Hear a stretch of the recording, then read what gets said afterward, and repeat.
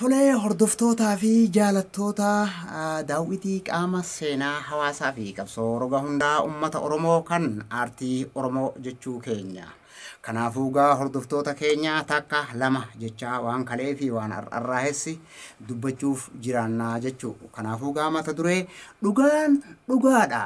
Jallisaa fi qal'isaan itti duulullee hin jallatu hin qal'atu mata duree jedhu jalatti wal arguuf jiraannaa jechuudha.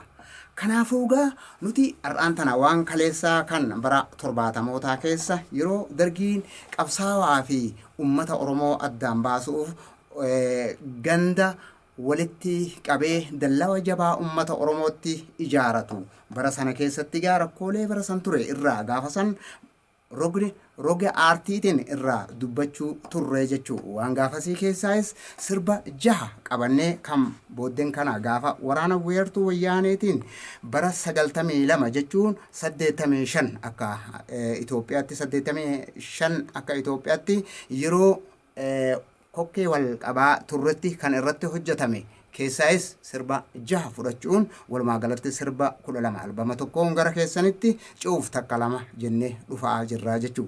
Kanaafuu gaa nu hordofaa sirritti haa wal hordofnu isinirraa gama koo narraa gama keessan jechaati gaa ani nagahoo guutamaa akkuma beekamu egaan tarkaanfataa jirraa jechuudha. Kanaafuu gaa sirbi amma daddafnee kan bara dargii 70mootaa keessaa isinittiin gad bahuu deemnu.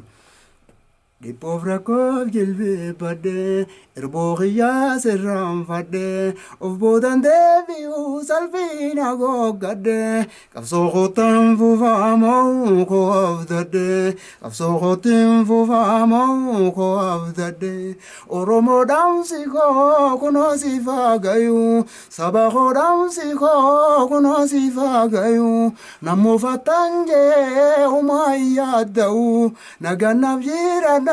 Kamirga vigutu gonfachuudhaaf hawwu kobeetina ta'ee rorrosi waaga'u kobeetina ta'ee rorrosi waaga'u isa jechuun jalqabneeti jechuudha. Walaloo gaafa sirra kan kana boodaa kan itti aanurraa yoo dubbanne jirtu kan jedhuga gootoleen Oromoo jaallan jirra jirtu. Gootoleen Oromoo jaallan jirra jirtu hogganaaf miseensi qabsaan hundumtu obaga wal qunnamnee jiraannee nu cuftu jiraadha laalisaa dawwiinaa dhumtu jiraadha laalisaa dawwiinaa dhumtu. Dirqama qabsooti baddaan faffacaane dirqama qabsooti baddaan faffacaane wal harkaa bubbullee duwwal dharraane baga wal qunnamne warra jiru taane waqafaa galatu warra wali dhufne waqafaa galatu warra wali dhufne Oromoo sabni koo dhiiraa dhalaanii Oromoo sabni koo dhiiraaf dubartiinii.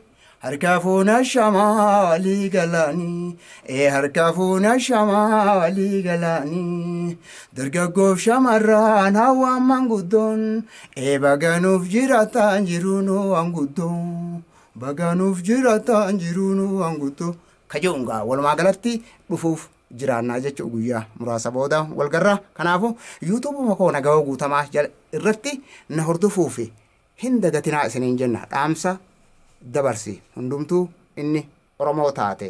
Kanaafuu gaa Oromoo taanii dhalachuun qoftiin gahaa miti yoo hin oromaayin bu'aa hin qabu jechuudha. Oromaa'uu qaba namni kamu. Kanaaf walqunnama gaarii.